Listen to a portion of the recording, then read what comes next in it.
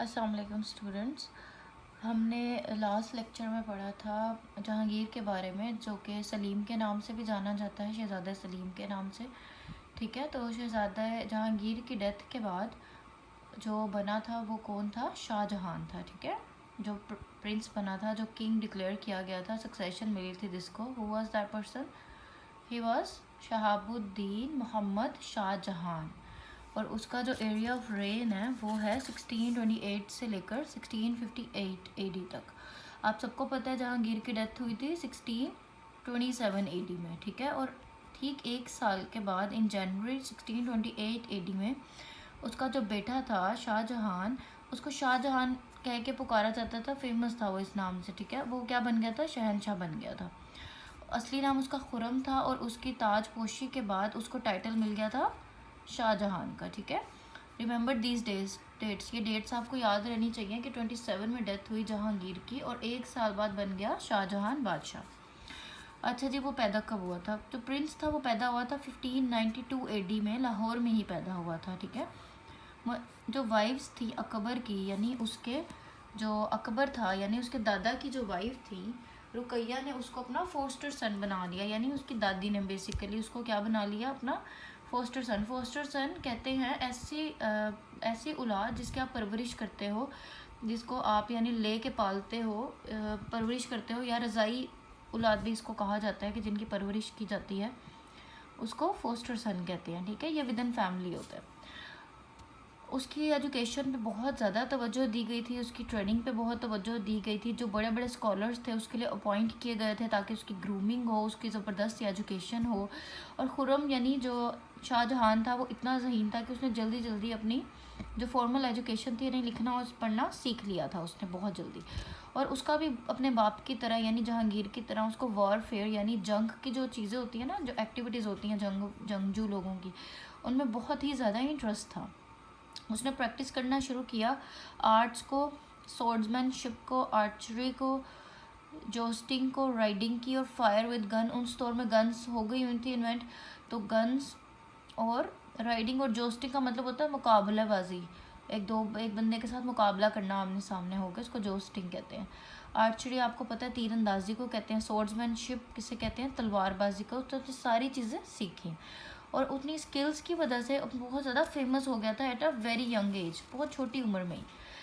अब उसने अपनी फर्स्ट जो शादी हुई थी उसकी, वो 1610 एडी में की थी शादी। ठीक है, 1610 एडी में उसने शादी की थी। पहले आई हैव ऑलरेडी डिस्कस्ड कि बादशाह जो थे पहले ज़माने में बहुत ज़्यादा शादियाँ करते थे। ठीक है, तो यानी अभी जब जब शाहजहां सिर्फ 18 ईयर्स का था तो उसने शादी कर ली थी। ठीक है, और उसकी सेकंड जो शादी हुई थी वो किससे हुई थी? अर्जुमंद बानो से 1612 में, यानी right after 2 years.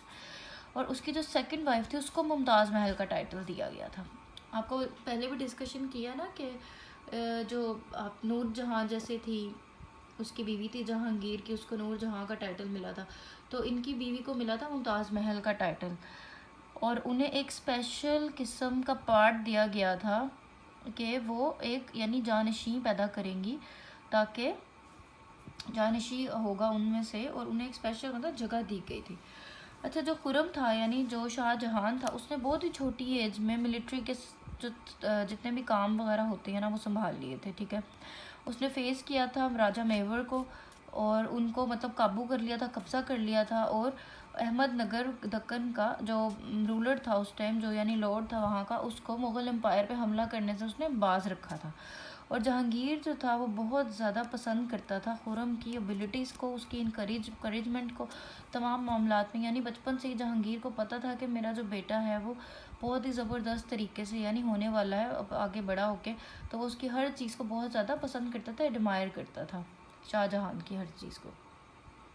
Okay students, अभी शाहजहां का टॉपिक अभी हमने स्टार्ट किया है। It is a very interesting topic और ये बहुत ही ज़बरदस्त किस्म का एम्परर रह चुका है और इसकी जो फतूहात भी बहुत ज़्यादा हैं। इसने आर्किटेक्चरल वर्क बहुत ज़्यादा किया है, जो इसने बनवाई थी पुरानी, यानी जैसे फोर्ट बनवाया और ये सब चीज़ें बनवाई, टॉम्स बनवाए इसने, मॉस्क्स बनवाई। वो अपनी मिसाल आप है। और आज भी आप देखें तो आप हैरान रह जाते हैं कि इतने 100 साल पहले भी इतना हसीन काम कैसे करवा सकता है कोई, इतनी खूबसूरत आर्किटेक्चरल वंडर्स कैसे कोई बनवा सकता है। ठीक है, तो let's go through the book and go through the topics. वो कहते हैं reign of Shahjahan the golden period of Mughal empire, यानी शाहजहां के दौर में कौन सा मुगल पीरियड गोल्डन पीरियड रहा है। सबसे पहले तो वो डिस्कस करता है कि जो मुग़ल दौर का सबसे ज़्यादा यानी जो फला फूला था वो शाहजहां के दौर में था। ठीक है, बहुत ज़्यादा अपने फादर से जब इसने रिसीव किया था ज़बरदस्त किस्म की खुशहाली रिसीव की थी, और इसके दौर में तमाम चीज़ें बड़ी ज़बरदस्त हो गई थी और जो सल्तनत थी वो फलने फूलने लग गई थी। ठीक है, हर तरफ पीस था और ऑर्डर का था, यानी हर तरफ सुकून था, कोई क्रिमिनल्स नहीं थे, कोई मसले नहीं होते थे। और उसने एक सिविलाइज्ड पर्सन की तरह बहुत ज़्यादा ज़बरदस्त किस्म का हार्ड वर्क रूलर बना था और एक ड्यूटीफुल रूलर था जो कि एक नज़्म व ज़ब्त के तरीके से रहता था और पसंद भी यही लाइफस्टाइल करता था। और कहा जाता है कि ये दूसरे जितने भी गुजरे हैं ना हुक्मरान, यानी बादशाह गुजरे थे, हाकिम गुजरे थे, उन सबसे बेहतरीन हाकिम जो था वो शाहजहां था। और इसके दौर में जो थी वो कॉमर्स यानी जो ट्रेड थी आर्किटेक्चर और लिटरेचर की बहुत ज़्यादा हो गई थी, और उसने जो था नॉन इस्लामिक जितनी भी चीज़ें थी वो ख़त्म कर दी थी। और ऐसी भी चीज़ें जो कि रिस्पेक्ट नहीं थी, जिनकी सोसाइटी में जिन पेशों की रिस्पेक्ट नहीं थी, उन्हें भी इसने ख़त्म कर दिया था। जो लूनर कैलेंडर यानी इस्लामिक कैलेंडर था वो इसने इंट्रोड्यूस करवाया था, and made a special arrangements for Islamic festivals थे वो सारे सेलिब्रेट करवाना इसने शुरू करवाए थे शाहजहां ने। ठीक है, अब वो बात करता है cultural and architecture in the age of Shahjahan. हमने ऑलरेडी पढ़ा है कि शाहजहां ने आर्किटेक्चर का बहुत ज़्यादा काम करवाया है, तो इसको डिस्कस करते हैं कि वो कहते हैं कि शाहजहां के दौर में जो मुग़ल कल्चर और आर्किटेक्चर था वो बहुत ज़्यादा कल्मिनेट हुआ था, बहुत ज़्यादा बढ़ गया था। उसने सबसे पहले जो इसकी इतनी ज़बरदस्त किस्म की एक तामीर पाई जाती है वो है ताजमहल। आगरा में मौजूद है, इंडिया में है। उसने अपनी जो सबसे लवेबल वाइफ थी, बिलवड वाइफ थी, मुमताज़ महल के लिए बनवाया था उसने। ठीक है, और ताजमहल को इस time 7 wonder of the world में से एक कंसिडर किया जाता है because of its beauty, because of its marble.